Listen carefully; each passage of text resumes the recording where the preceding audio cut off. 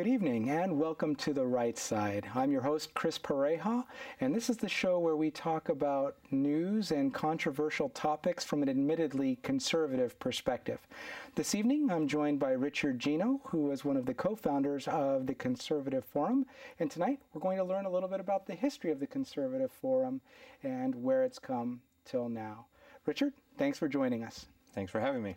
So let's get right into things. Tell me a little bit about how the Conservative Forum got started or why it got started in the first place. Okay. Back in the fall of 2003, you may be familiar with a group called townhall.com. And it's a group that sends out a daily newsletter of various articles from people like Thomas Sowell, Larry Elder, David Limbaugh, Star Parker. And they had sent out an email to all of the subscribers, this was in about October 2003, to ask them to create a meetup group. If you recall, there had been a fellow named Howard Dean was running for president, and he had meetups all over the country. And that was kind of the first ones. And so they said, why can't we have a conservative meetup group? Right. So they sent an email to us, and we decided on a place to go. And about 21 people showed up at Baker Square in Almaden Valley. Was there any of that confusing, obscene screaming that Howard Dean became famous for, or was it a little lower key than that? It was a lot lower key than that. When we got together, nobody knew each other. It was 21 people who were together for the first time, and we got a long table, and we sat down. And we were just excited to find that there were 20 other conservatives in Santa Clara County. And so how did you find them? Was it town hall? Did they help facilitate that? Did you have to use smoke signals? What was it to let other conservatives know that there would be a secret media? Well, they sent out an email saying, would you be interested in doing it? And then you responded by email saying yes or no. And then they gave multiple choice, like 4 or 5 locations where we could meet, and the location that got the most votes was where we met. Okay. And so that's what Baker Square was the first place we met. That was November 4th, 2003. Okay. And as I say, there were about 21 people. We sat down and we talked about 3 or 4 different issues that night. We were together about 90 minutes. We talked about the war in Iraq had just begun. The war on terrorism in general was going on, and the Second Amendment was a topic we talked about. We got through after about 90 minutes, and we all went home. Okay, and so who else was there in the room with you, or are there any names that have stuck with the Conservative Forum that are still there today? Yeah, that kind of leads us to the second meeting, because the second meeting was they did it again in November, and we met at the Vesuvios in Santa Clara, and there were about 25 of us. And about halfway through the meeting, one of our members stood up and said, you know, we ought to get organized. Instead of just showing up and then going home, we ought to get organized. And so about a half dozen of our group stayed afterwards, and we created a kind of an informal board.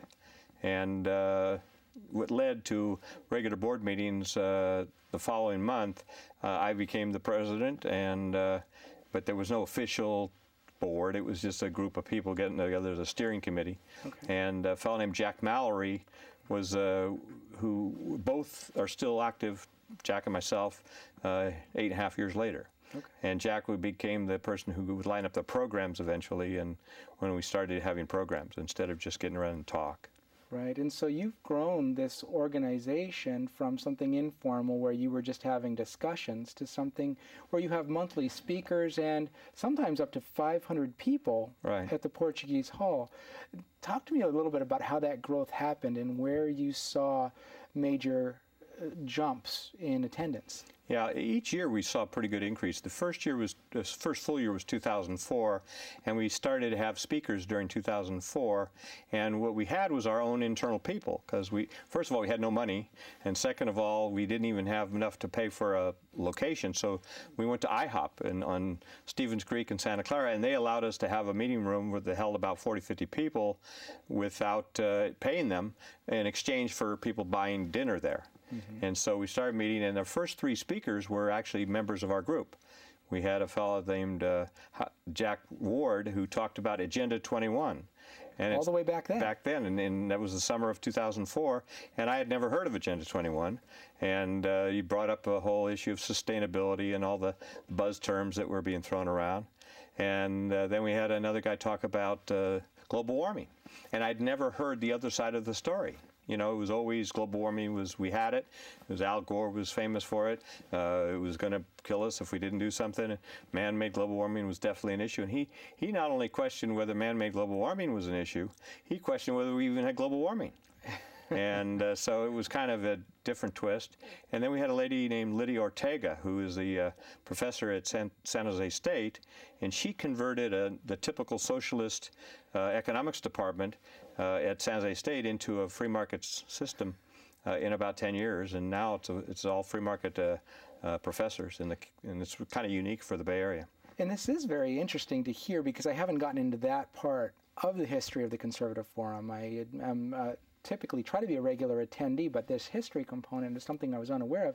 And what's more interesting to me is the fact that the topics have not evolved much, other than a lot more people are interested in these things as the word's getting out about the other side of the global warming argument. And for example, at that point, we're hearing that it's been 11 or 15 years or so since the global cooling trend started, right, and that it was being questioned back then. And for people who don't know, can you explain a little bit more about what Agenda 21 is? Well, Agenda 21, of course, I know a couple months ago you had Heather Goss, and she certainly knows a lot more about it than I do, but it's groups like One Bay Area Government and ABAG and all these different groups are trying to kind of go past the elected officials and orchestrate under the guise of saving the world, saving the earth, right, developing programs that are going to create what Heather refers to as stack and pack housing, and clustering everybody together and right, having rail,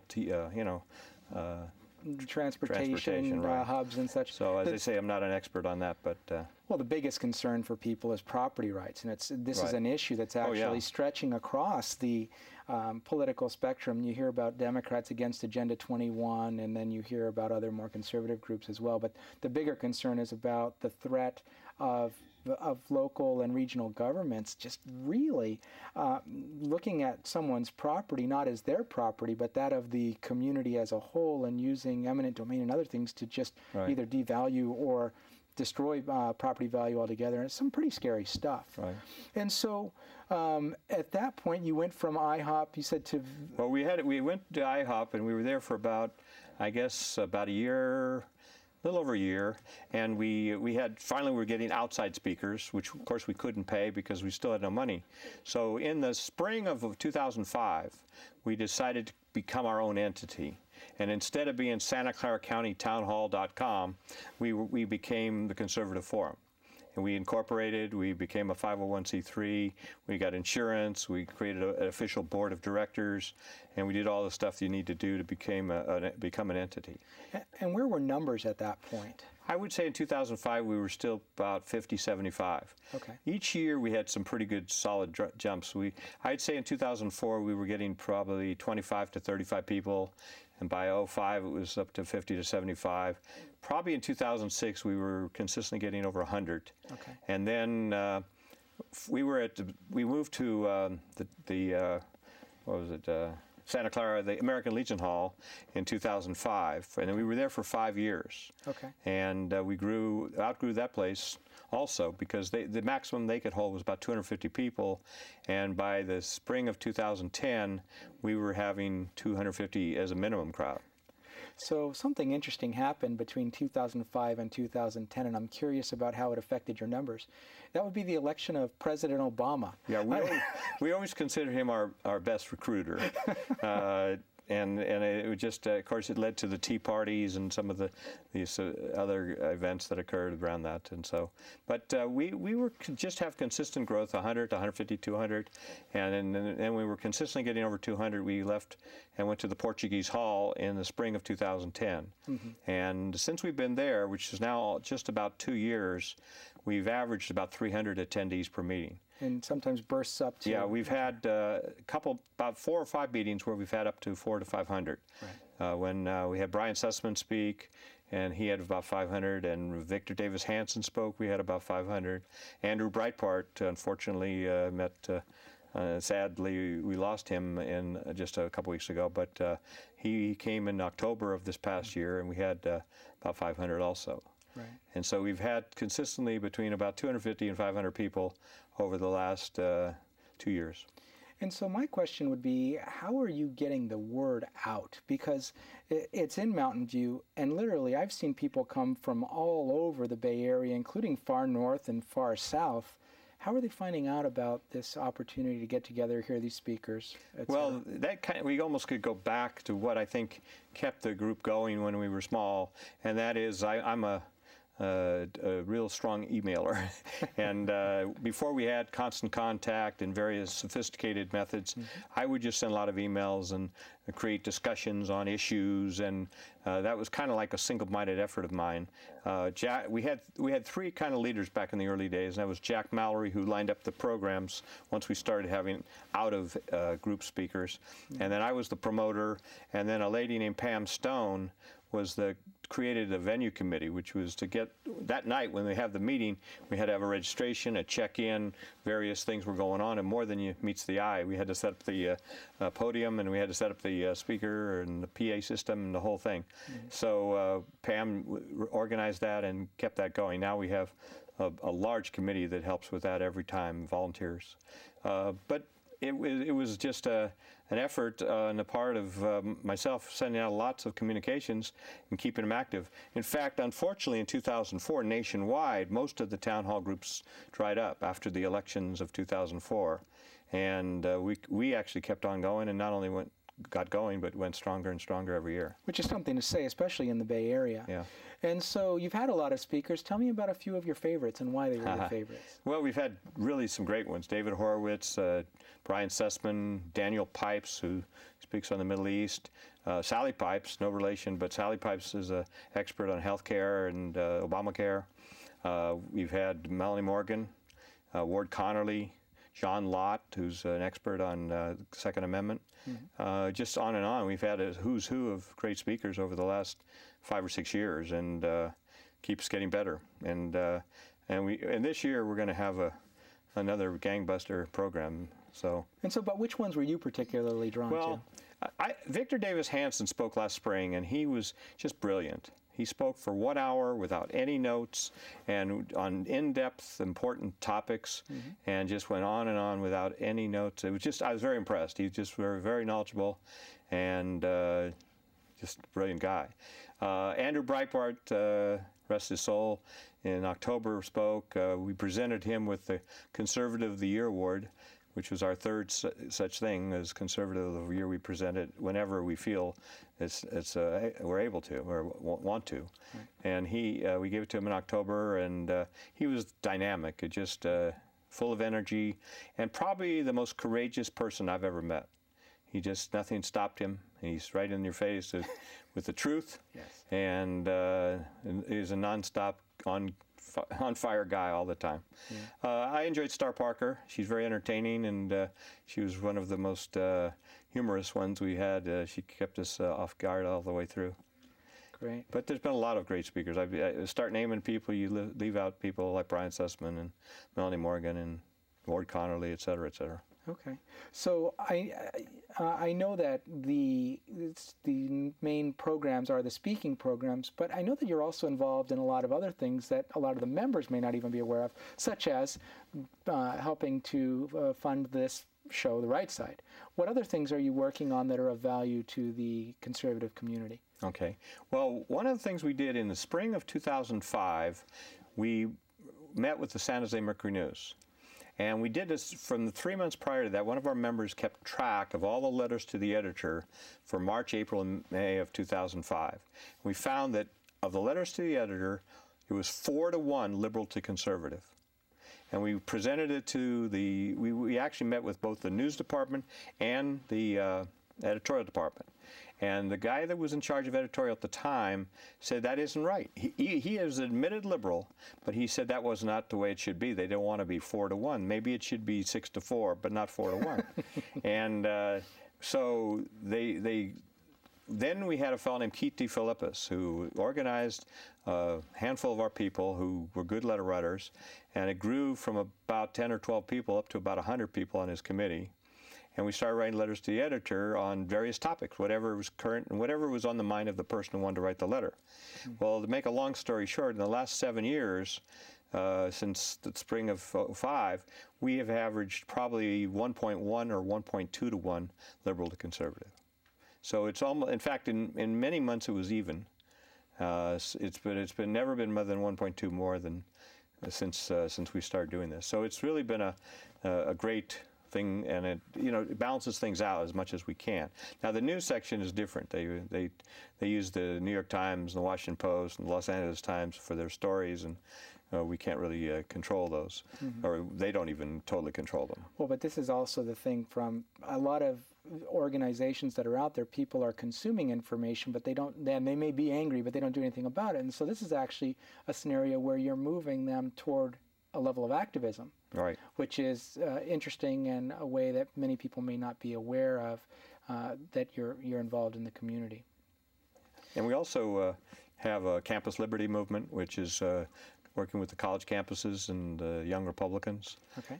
Even though we're not a Republican organization, it turns out that young Republicans are very conservative, and we work with them to encourage them any way we can.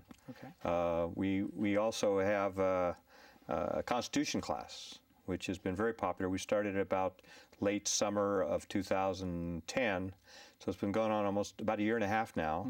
And a fellow named Ray Strong conducts this, and he's going right through the Constitution they meet monthly, and it's been a very popular class. We have anywhere from 40 to 50 people show up to this every month. Which is larger than your initial starting group. That's for right. The forum as a whole. But I've also heard rave reviews from the level of discussion as well as just what people get out of the program. So any other programs that you... Well, we have plain old discussion groups where people want to get one-on-one or one-on-five and have debates and discussions on the issues. We've done that. And it's basically... try to be activists. We also, at our meetings, we have exhibitors. We probably have anywhere from 10 to 20 exhibitors every meeting, and we don't charge for that. And people are there to talk about their issues. Certain people running for Congress, certain people supporting their cause, whatever their cause may be. We have an active voter integrity program, right, where right now you've got a lot of dangers of fraudulent elections, and we're trying to, clean that up as much as we can, working with the boards of the voting. Well, and what's amazing is just talking about voter integrity and just hearing what's recently been discovered in Sheila Jackson Lee's district in Texas, and how the government is fighting against Texas from asking for IDs at the polling places, given that there's open fraud happening, is beyond my ability to understand. And I know that you also do a lot at the beginning of the meetings of giving people the opportunity to speak about specific causes for the month, et cetera. Anything else that you... Yeah, we have, as you mentioned, we usually have anywhere from 2 to 5 people give a cameo. Right. We started doing this about 2 years ago when we had people running for election in 2000 for the 2010 election, and we had people come and talk about if they were running for Congress, or running for Assembly, running for State Senate, or Board of Education, or City Council. And if they were conservative, we would let them talk for 2 or 3 minutes and support their cause. Right. So it gave them exposure. And some people, it gave them practice of stump speeches, if you will, right, where they had a little 2 to 3 minute elevator speech they had to give. Right. One of the other things we've done is we've presented over the last, started in 2009, the Conservative of the Year award, and we've handed that out to 3 people. We haven't done it every year. We've done it only when we felt we wanted to give it to somebody. Right. And in 2009, we gave it to Ward Connerly, and for his work with affirmative action, or opposing affirmative action. He's had tremendous success in several states around the country. And when we had him, he just finished winning a major campaign in Michigan, which did away with affirmative action. And of course, he was very active at the Regents of California, University of California, and when they did the same thing here in California. So even in so-called liberal states, he's had very good success in getting rid of the prejudicial affirmative action. Okay. And then in 2009, we gave award to Melanie Morgan for the work she did with the troops. And then in 2011, Andrew Breitbart. Okay. And he exposed Congressman Weiner and Acorn, and Congressman Weiner exposed Congressman Weiner. Yeah, right. Not the not the other way around. Well, at this point, what we would like to do is just shift gears for a moment and actually have the official word from the Conservative Forum. Okay. So we're going to go ahead and cut to that.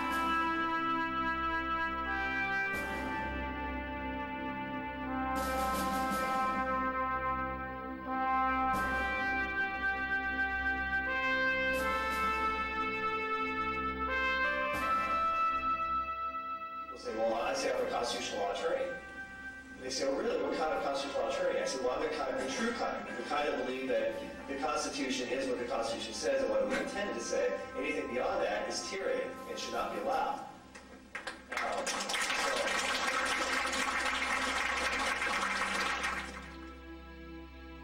So it's come to this, my friends. You're ready for the second American Revolution against a ruling class that simply lectures but does not listen or defend the American people. It is government versus the people. Am I right? Look at the Electoral College example, right? A leftist popular challenge to states' rights. You think the founders were brilliant people? Did they not know what they were doing by carefully calibrating to get the small states and the big states to come together? Why does Wyoming get 2 senators in California? Actually, I'd rather have Wyoming's 2 senators.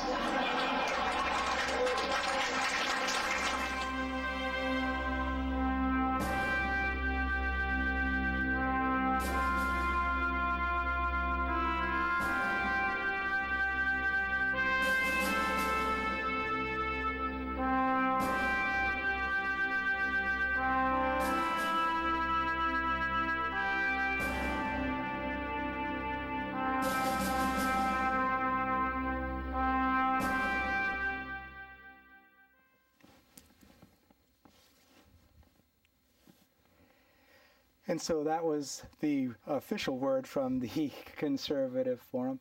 Just in the minute and a half or so we have left, tell us a little bit about who the upcoming speakers are in the coming months. Okay. Well, the next 2 months we're going to have probably 2 of our most popular speakers coming back. In April, by the way, we meet the first Tuesday of every month at the Portuguese Hall, which is 432 Steerland Road, Mountain View. So it's right off of Shoreline Boulevard, not far from here. Right.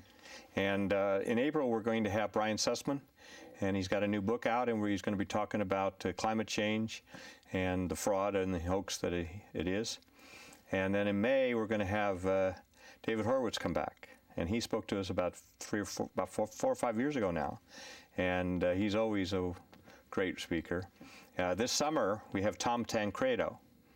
And then in the fall, we're going to have John Fund from the Wall Street Journal in September, excuse me. And in October, we're going to have Jesse Lee Peterson from Southern California. And he's had a few run-ins with Jesse Jackson. So that should be interesting. Okay, so it sounds like an action-packed next few months. Yeah. Tell us how we can find more information about the Conservative Forum. Well, you can go to the website, and you can watch that video again. It's www.theconservativeforum.com. And it's filled with a lot of information. It's filled with 8 years of our speakers, We've had over 84 different talks over the years, and you can go see a summary of each one of them. And it's a great website. We just revised our website about 3 or 4 months ago, and it's just first class. Excellent, excellent. Well, thank you very much for sharing this evening, as well as for helping to underwrite the right side. We appreciate it, Richard. It's our pleasure. Thanks. And in the last couple of minutes that we have for the show as a whole, I wanted to cover something that I heard this weekend that scared the bejeebers out of me. I'd recently heard about H.R. 107, House Resolution 107, coming up in the House of Representatives, and there's a move now to get this resolution out in the open about the possibility of Barack Obama being impeached if he goes into another war without the authorization of Congress, which constitutionally is a requirement if we are looking at going into war as a country. My concern came not just from that, and impeachment is something that definitely should be taken seriously, but what I heard, this was in a town hall meeting type of setting, I heard one of the participants saying, well, Obama didn't need congressional authorization because he got the authorization from the United Nations and NATO. This scares me out of my mind because what it represents is a scenario where in this case the woman was probably around 60 years old. We've lost complete understanding of what the Constitution is, what it provides as leeway versus disallows the executive branch and the president specifically from doing on his own. The United Nations has no authority to declare war and bring us into it, nor does it have the ability to use our soldiers as a peacekeeping army around the globe. And if people are this misinformed and are taking this from the mainstream media that it's okay because NATO and the United Nations say so, we're in a world of hurt as a country. A recommendation that I would have is if people are close by enough to Mountain View that they actually come and participate in the Constitution classes that Richard Geno just mentioned at the Conservative Forum. On that note, a rather serious note, I do want to thank you for joining us this evening on The Right Side, and we look forward to seeing you again soon. Thanks.